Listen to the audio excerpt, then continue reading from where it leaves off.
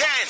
Plan B with Sarina Bellissimo. All you need for the weekend. The biggest stars, the biggest gossip, the biggest events, the biggest tunes. It's the weekend, baby. Your weekend fix. Spin 103.8. Sarah Wayne Callies, welcome to Plan B and congratulations on Into the Storm. Oh, thank you. We had a lot of fun making this movie. I'm going to be honest with you. Going in, I was so cynical, but pardon the pun, I was sucked in by this film. Oh, great. I so didn't expect to be on the edge of my seat, to care so much about the characters, and I even cried. Who would have thought a disaster film would make you do that? Fantastic. What was your first reaction when you read the script? When I read the script, what I really responded to was the combination of what's obviously a very powerful effects movie and the kind of movie that I've always wanted to be a part of because I like watching them.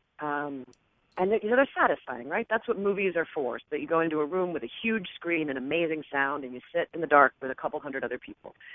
And you have an experience. And yet what I kind of learned working on The Walking Dead was nothing is scary unless you care about the people who are in danger. And so what I loved about this movie is I really cared about the people involved. And I thought it was such a simple, cut glass story. You have two parents who are desperately trying to get to their children in the middle of a storm. And I thought, my gut responds to that. You know, I have a daughter, and the idea of the sirens going off and me not being able to be with her is the worst thing I can imagine.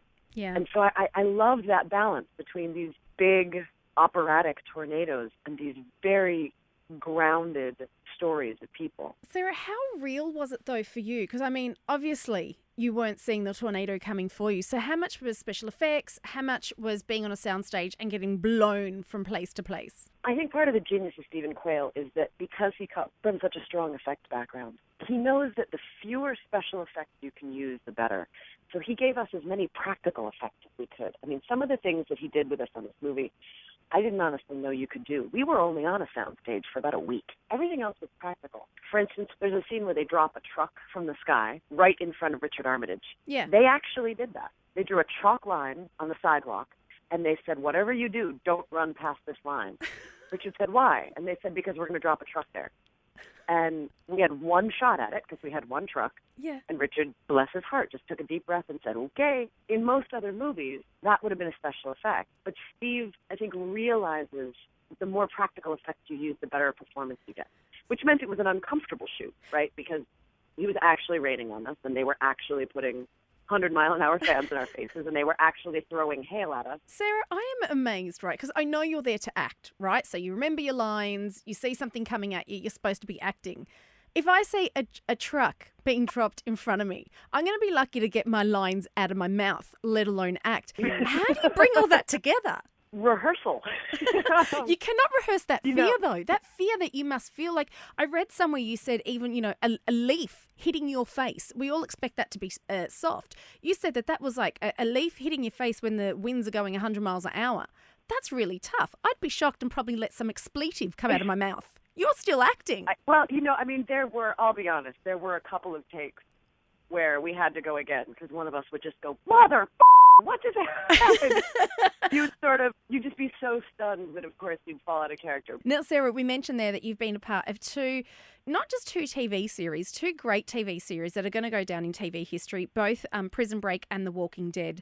Now, the fans, especially The Walking Dead fans, they can be quite fanatical. What's the most common question you get asked when you're met by either fans? Well, it's not as much a comment as a question.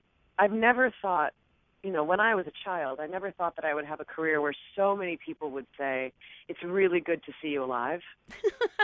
I can't tell you how many people, the death, because both of those women sort of died at one point or another. And both of them died in a gruesome way. Sarah's head was ostensibly in a box for a while, and, Lori was cut open, shot, and eaten. And it had an impact on people, and I'm glad it had an impact on people. But there have been a few fans that have sort of come up to me and just kind of needed reassurance that I'm okay. They're amazing fans. Any chance of you coming back into the TV world? What's next for you? I just finished an amazing film called The Other Side of the Door that I loved. It was just one of those creative experiences that blows your top off. Shot that in India. We just wrapped that a few weeks ago. So I'm not entirely sure what comes next. I'd be happy to go back to television. It's just a matter of finding finding the script and the character and the project that makes sense. I've started writing, and Gail Ann Hurd, one of our Walking Dead producers, is very graciously producing a screenplay that I wrote for her. So we're in the process of trying to get that made, and just sort of moving forward on all fronts to see what makes sense next in terms of storytelling. Well, Sarah Wayne Callies, whatever you do, we are definitely going to be watching. But in the meantime, Into the Storm is in theatres now. Do yourselves a favour, check it out. Sarah, thank you so much for joining us. My pleasure. You have a good